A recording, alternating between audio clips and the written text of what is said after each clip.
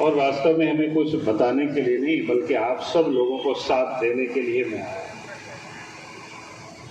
अभी आपको बताया कि जमशेदपुर की घटना, कदमा की घटना, जो शास्त्री नगर की घटना, और ठीक अब 1 महीना हो गया। ये घटना घटित हुई थी 9 तारीख को, क्योंकि 8 तारीख को उस मंदिर में लोग गए थे। वो जो बताया आपको, कुछ मंस के टुकड़े बांधे हुए थे, गंध कर रहा था। फिर जब लोगों ने देखा, फिर स्वाभाविक है किसी के भी धार्मिक स्थलों पर अगर किसी भी इस प्रकार के अवांछित चीजें कोई बांध करके रखे या फेंक करके रखे, तो स्वाभाविक है कि समाज के बीच में एक आक्रोश होगी, गुस्सा होगा। और फिर लोगों ने अपने गुस्सा को भी किस प्रकार से प्रकट किया, लोकल प्रशासन को बुला करके कहा कि आप देखिए यहाँ पर बांधा हुआ है, गंध कर रहा है।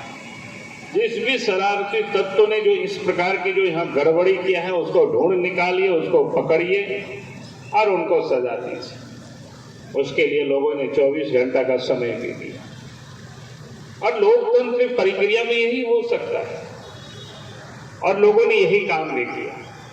और ठीक 8 तारीख से ये 9 तारीख होता है, यानी 8 अप्रैल से 9 अप्रैल, जब 24 घंटा पूरा होता है, प्रशासन ने कोई काम किया है। फिर शाम के समय लोग बैठे हुए थे, उसी प्रकार से लोग एकत्रित हुए वहां पर, उसी मंदिर के परिसर में लोग एकत्रित हुए, और कोई बहुत बड़ी संख्या नहीं एकत्रित हुई। कोई हार्डवे हथियार के साथ लोग एकत्रित नहीं हुए थे। न किसी के हाथ में कोई डंडे थे, न किसी के हाथ में कोई भाला बर्छा, कुछ भी नहीं। यानी निसंकोच, क्या कहते हैं, निहत्थे सारे लोग वहां जाकर के बैठे, और बैठे ही थे। शाम का समय था, और ये मैं अपनी ओर से नहीं कह रहा हूं, पुलिस के एफआईआर में भी ये दर्ज है। जिसमें पुलिस ने जो एफआईआर किया है उसमें भी दर्ज है। ये लोग बैठे हुए थे मुश्किल से। जब जेल में गए, उन लोगों से मिले, तो लोगों ने कहा कि लगभग 100 की कुर्सी हम लोगों ने लगाई थी, 80-90 लोग उसमें उपस्थित थे जो बैठे हुए थे। पुलिस की एफआईआर में ये कह रहा है कि 200 करीब लोग बैठे हुए थे, और 1000 की संख्या में हथियार के साथ, भले बर्छे के साथ, और वहां लोग हमला करते हैं उन लोगों के ऊपर। मंदिर में किसी प्रकार से लोगों ने जान बचाई, और पत्थरें चलती है, शाम होता है, पुलिस के ऊपर भी हमला होती है। और तो और जो शाम के समय में लाइट था, उस स्विच को भी ऑफ कर दिया जाता है। आप सोच सकते हो किस प्रकार से वहां कैसे लोगों ने आतंक मचाया, गुंडागर्दी की, तनाव पैदा किया। और फिर पुलिस आती है, मामला संभल जाता है। पुलिस को भी चोटें आई, लोगों को भी चोटें आई, किसी प्रकार से जान लोग बचाए। कोई लड़ने के लिए नहीं गए थे। अगर किसी के भी धार्मिक स्थल पर कोई इस प्रकार से अपवित्र करता है, तो स्वाभाविक है लोगों के अंदर में आक्रोश था। उस आक्रोश को प्रकट करने के लिए भी सिर्फ बैठ करके लोग विचार विमर्श कर रहे थे, और वहां हमला होता है। और उसके बाद पुलिस क्या करती है, रात में पुलिस क्या करती है कि लोगों को घूम करके लोगों से पकड़ रही है। लोगों के ऊपर एफआईआर किया, केस के ऊपर एफआईआर किया। अभी जो बता रहे थे, विश्व हिंदू परिषद के लोग, बजरंग दल के ऊपर, जिसका वहां से कोई भी नाता नहीं रहा है, उन लोगों के ऊपर भी एफआईआर करते हैं, और उन लोगों को पकड़ करके जेल में डाल देते हैं। और हद तो तब हो गई, अभय सिंह तो वहां गए भी नहीं थे, उनको तो शायद पता भी नहीं रहा होगा कि वहां इस प्रकार से घटनाएं घटी। वो तो घर में 9 तारीख को सोए हुए थे। 3 बजे सुबह 10 तारीख को पुलिस पहुंचती है, वहां के सिटी एसपी पहुंचते हैं, पुलिस के जवान पहुंचते हैं, पूरे घर को लोग घेर लेते हैं, और उनको घर से उठा करके ले जाते हैं उस भोर में, और थाना के हाजत में उसको बंद करते हैं। अब जरा सोचिए, कोई अपराधी नहीं थे, कोई आतंकवादी नहीं थे, कोई उग्रवादी नहीं थे, कोई गुंडा नहीं थे, कोई चोर नहीं थे, उनको वहां बंद करते और उसको फिर जेल डालते। अब जरा सोचिए किस प्रकार से आतंक पुलिस पैदा कर रही है, गुंडागर्दी कर रही है। और इतना ही नहीं, अभी आपको बता रहे थे वकील साहब चौबे जी का, वो तो मेमोरेंडम लेकर के गए थे, वहां गए थे मेमोरेंडम देने के लिए, कुछ लोगों के साथ गए थे, वहीं उन लोगों को बिठा दिया जाता है, फिर वहीं से उन लोगों को जेल में डाल दिया जाता है, थाना ले हाथकड़ी बांध करके थाना ले जाते हैं। अब जरा सोचिए किस प्रकार से पुलिस प्रशासन ने वहां किया है, वो किसी से छुपा हुआ नहीं है, ये बिल्कुल साफ है। आखिर पुलिस प्रशासन को इतना हिम्मत कहां से होती है कि अपराधियों को पकड़ते नहीं है? रात में जो पत्थर चला रहे थे, जो बम चला रहे थे, घरों में कौन ने पत्थर इकट्ठा किया, वहां जांच होती, उसको पकड़ते, उनको गिरफ्तार करते। लेकिन ये दिखाने के लिए कि हिंदू और मुसलमान आपस में लड़ रहे थे, हम उसमें गए। ये तुष्टीकरण की राजनीति का जिसको कहते हैं वो हद है, एक सीमा के पार है। और आज पुलिस के पास कोई जवाब नहीं, हम तो पूछते हैं आप ये जवाब दीजिए। और इसीलिए हम सब लोगों ने ये मांग की है कि भाई इस पूरे मामले की जांच होनी चाहिए।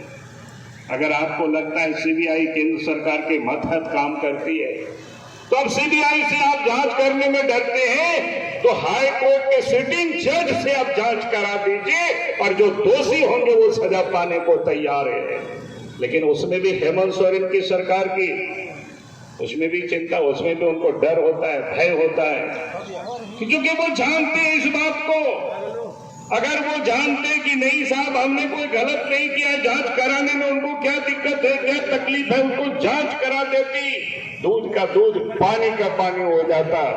लेकिन आज तो वो जांच करने से भी कतरा रही। इसे बिल्कुल साफ है कि जानबूझ करके वो चाहता है कि इस प्रदेश में जो असामाजिक तत्व है, जो अराजक तत्व है, कि उन लोगों को प्रोत्साहन मिले, वोट देंगे कि हम राजनीति करें। इसलिए मैं आज प्रशासन को भी हम हिदायत करना, चेतावनी देना चाहता हूं कि भाई प्रशासन जिस प्रकार से काम करती है कि सरकार कोई अस्थायी नहीं होते हैं। सरकार आती है और चाहती है अगर आप राज गलत करेंगे तो कल आप पकड़े जाओगे, तो सजा हेमंत सोरेन को नहीं मिलेगी, सजा वहां के उपायुक्त को मिलेगा, सजा वहां के एसपी को मिलेगी। क्योंकि जिन लोगों ने जो गड़बड़ किया, जिन लोगों ने इस प्रकार की जो उदंडता की है, अगर उनको आप सजा नहीं देते हैं, उसकी सजा तो आपको भुगतनी पड़ेगी आने वाले कल में। हम यही कहने के लिए आज मैं आया हूं और यही बताने के लिए आया हूं कि अभी तक तो जमशेदपुर में लोग आंदोलन कर रहे थे, एक एक आंदोलन नहीं, 2-3 वहां धरना पर, बड़े बड़े धरना पर लोग बैठे, मजाल जुलूस भी लोगों ने किया।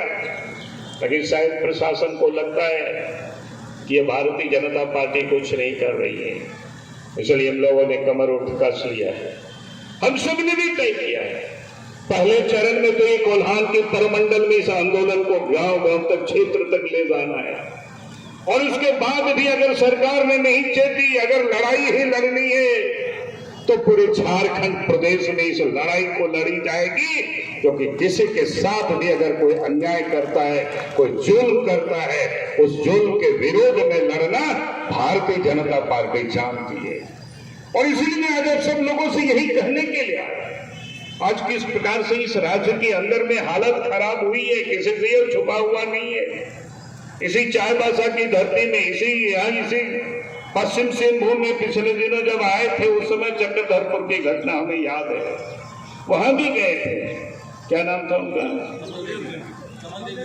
कमलदेव गिरी के साथ जो हुआ था, दिन दहाड़े उसको हत्या कैसे की गई थी, वो किसी से छुपा हुआ नहीं है। और उसके बाद पुलिस प्रशासन ने किस प्रकार से ढंग से लोगों को कुचलने का कोशिश किए थे। उस समय भी लोगों से हम मिले थे, परिवार वालों से मिले थे। लोग क्या कह रहे थे कि भाई सीबीआई से जांच हो, तो डर क्यों है सरकार को? जब सरकार को ये पता है कि हम कहीं इन्वॉल्व नहीं है, तो भाई आप सीबीआई से जांच करा दो। मैं तो एक नहीं 2-3 घंटा में बता सकता हूं कि जब हम इस प्रदेश के मुख्यमंत्री हुआ करते थे, एक बड़े नेता की हत्या हो गई थी। अभी उनके पतिदेव तो हम सब लोगों के साथ ही विधायक है, जो प्रदेश के उपाध्यक्ष है। क्या नाम है? अरे निरसा के जो विधायक है, अपर्णा सेन गुप्ता, उनके पतिदेव की हत्या हो गई थी। उस समय फॉरवर्ड ब्लॉक के लोगों ने जीटी रोड पर जाम किया था, जबकि हमने फॉरवर्ड ब्लॉक के नेताओं से भी मेरा परिचय था। हमने टेलीफोन से बात की, हम मुख्यमंत्री थे, हमने कहा कि क्या चाहते हो, हमारे ऊपर भरोसा है कि नहीं? उन्होंने कहा कि हमें तो भरोसा है, लेकिन जनता को भरोसा नहीं है। जनता चाहती है सीबीआई से जांच हो। हमने कहा कि आज धरना से हटा दीजिए, मैं आज ही लिख देता हूं सीबीआई से जांच की। हमने एक दिन भी विलंब नहीं किया। भाई अगर कोई भी अपराधी, कोई भी गुंडा और बदमाश, चाहे सीबीआई पकड़े चाहे राज्य की पुलिस पकड़े, अगर राज्य की पुलिस के ऊपर जनता को भरोसा नहीं है तो आप उन जांच एजेंसी से जांच करा दीजिए जो हमने जांच कराई।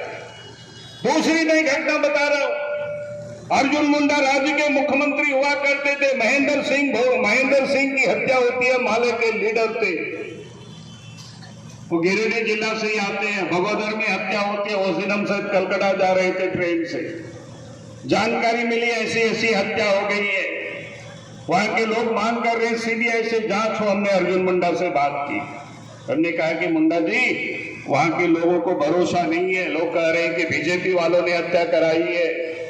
अब एक भी मिनट विलंब मत करिए, आप सीबीआई जांच के लिए आप रेफर कर दीजिए। और मैं आज कह सकता हूं अर्जुन मुंडा ने एक भी दिन विलंब नहीं किया। और महेंद्र सिंह की हत्या होती है माले के लीडर की, क्योंकि जनता की डिमांड थी सीबीआई की जांच की, और अर्जुन मुंडा ने सीबीआई जांच की रेफर कर दी।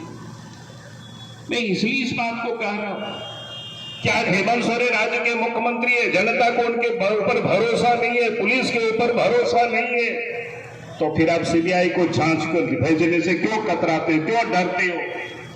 अब सीबीआई को भेजो। सीबीआई को नहीं भेज रहे हो, सिटिंग जज से जांच कराओ, वो भी नहीं तैयार हो। इसका अर्थ तो यही होता है कि आप पूरे प्रकरण में आप कहीं ना कहीं शामिल हैं। प्रत्यक्ष अप्रत्यक्ष रूप से आप लोगों को प्रोटेक्ट कर रहे हैं, समर्थन दे रहे हैं, बचा रहे हैं, छुपा रहे हैं। आखिर ये कब तक छुपाएंगे उन बदमाशों को? जिस दिन बीजेपी की सरकार इस झारखंड प्रदेश में बनेगी, जो भी इस प्रदेश के अंदर में गुंडागर्दी करेगी, जो भी इस प्रदेश के अंदर में किसी भी धर्म संप्रदाय के लोगों के भावनाओं के साथ जो अहित करेंगे, वो या तो जेल के शिकंजों में होंगे या झारखंड को छोड़ देना पड़ेगा। ऐसा नहीं चल सकता। इस राज्य में क्या हो रहा है? पिछले दिनों आपने देखा पलामू की धरती पर दलित परिवार के लोग हैं, अपनी जमीन से उन लोगों को बेदखल कर दिया गया, और मुसलमानों को खुश करने के लिए आज भी वो लोग आदिवासी दलित लोग कहां थाना में शरण लिए हुए। हमने कहा कि तब तक थाना में रखो जब तक आपकी सरकार है। जिस दिन बीजेपी की सरकार बनेगी, थाना में नहीं रहेंगे वो दलित परिवार, उसके घर बनेगी, उसी जमीन पर बनेगी जहां उनका नाभि गड़ा हुआ है, जहां उनके पुरखों ने जन्म लिया है। ऐसा कैसे चलेगा इस राज्य में? राज्य की धरती में पिछले साल जून के महीना में, वो भी अब साल भर होने को चला है, बिना कारण शुक्रवार के दिन लोग सड़क पर निकल जाते हैं, तोड़फोड़ होती है, गोलियां चलती है, मंदिरों को क्षति पहुंचाया जाता है। आज भी हाई कोर्ट बार बार पूछता है उस जांच का क्या होगा? जांच ही नहीं हो रही। उस हंगामा में कहीं हिंदू नहीं थे, लेकिन पुलिस की गोली चली तो एक मुसलमान भाई को चोट लग गई। गोलियां लगी तो उनको इलाज तो एयर एम्बुलेंस से ले जाकर के दिल्ली के गुड़गाराम में कराया। और बाकी का क्या हुआ? अभी तक कौन अपराधी पकड़ाए नहीं। जरा सोचिए, सरकार किस प्रकार से इस राज्य में अपराधियों को संरक्षण दे रहे हैं, गुंडागर्दी करने वालों को बचा रहे हैं, तो राज्य में अमन चैन कैसे आए? और इसलिए मैं आप सब लोगों से यही कहने के लिए आया हूं कि हमें सब लोगों को अब समझना होगा, समझना होगा कि जब तक इस प्रदेश में हेमंत सोरेन के नेतृत्व में सरकार रहेगी, झारखंड में कभी भी अमन चैन नहीं आ सकता है, झारखंड में कभी भी गुंडागर्दी समाप्त नहीं हो सकती है। हमें इस राज्य से गुंडागर्दी को समाप्त करना है, तो हेमंत सोरेन की सरकार को भी यहां से उखाड़नी है, उसकी भी हमें तैयारी करनी है। हम यही कहने के लिए मैं आज आप सब लोगों के बीच में आया हूं। आज इस राज्य में यही चल रहा है, चारों तरफ आप देखेंगे, चाहे वो सरस्वती पूजा हो, डर लगता है, पता नहीं कहां क्या घटना हो जाएगी। चाहे वो रामनवमी हो, चाहे दुर्गा पूजा का विसर्जन हो, काली पूजा का विसर्जन हो, हंगामा हो जाता है। हमें पता करते हंगामा क्यों हुआ, बोला कि इस रास्ते से जाने को लेकर के, वहां बाजा बजाने से हो गया। तो दिखा ऐसा क्या हो रहा है देश में? ऐसा कैसे चलेगा भाई? आप इस राज्य में अमुमकिन चाहिए। मैं तो लोगों से कहता हूं, हम लोगों ने राज्य में सरकार बनाए, सरकार चलाए, बीजेपी की भी सरकार रही है कितने वर्षों तक, सबको पता है। लेकिन जब बीजेपी की सरकार होती है, राज्य में शांत रहता है कि नहीं रहता है? बताओ। चाहे अर्जुन मुंडा मुख्यमंत्री रहे हो, चाहे रघुवर दास मुख्यमंत्री रहे, चाहे बाबूलाल मरांडी मुख्यमंत्री रहे, कोई भी दंगा फसाद करने वाले लोगों की हिम्मत नहीं होती है कोई सड़कों पर आकर के गुंडागर्दी कर दे। लेकिन जैसे ही सरकार हट जाती है, देखते हैं कि इस राज्य में गुंडागर्दी प्रारंभ हो जाती है, लोगों को तकलीफ दर्द होना शुरू हो जाता है। और इसलिए मैं आप सबसे ये कह रहा हूं, इसके इलाज हम सब लोगों को सदा सदा के लिए करना पड़ेगा। और इसलिए हम लोगों ने बहुत सारे कुछ मांग तो रखे नहीं है, हम लोगों ने इतनी ही मांग रखी है भाई। जो लोग जेल में, अभय सिंह और अभी कई नाम लिए, 25-26 लोग जेल में बंद है, उन लोगों से सम्मान रिहा करे। अब पूरे मामले की जांच सीबीआई से करावे अथवा न्यायिक जांच करावे, लेकिन सरकार को जांच करानी चाहिए, ताकि मामला दूध का दूध पानी का पानी हो जाए। अभी यह गीता बल जो विकास की बात कर रही थी, भाई विकास कहां से होगा? क्योंकि विकास पर इस सरकार को कोई काम नहीं है, कोई मतलब नहीं है कि विकास हो, राज्य की प्रगति हो, राज्य की तरक्की हो, ये तो कभी सोचती ही नहीं सरकार। इस सरकार का काम क्या है? वोट बैंक की पहली तो राजनीति करती। इन्होंने जोड़ घटाव करके रखा है कि आदिवासी भाई तो हमें वोट देंगे, फिर मुसलमान वोट दे देंगे तो हम जीत जाएंगे, बाकी काम धाम से कोई मतलब नहीं है। और इसीलिए आप देखेंगे झारखंड के नौजवानों को भी ठगते हैं, झारखंड की परिसंपत्तियों को भी ये लूटते हैं, लुटाते हैं। अभी यहां बालू की भी चर्चा हो गई। आपने देखा, जब जब मैं आता हूं, यही नहीं पूरे झारखंड में यही कहानी है, यहाँ के लोगों को घर बनाने के लिए बालू नहीं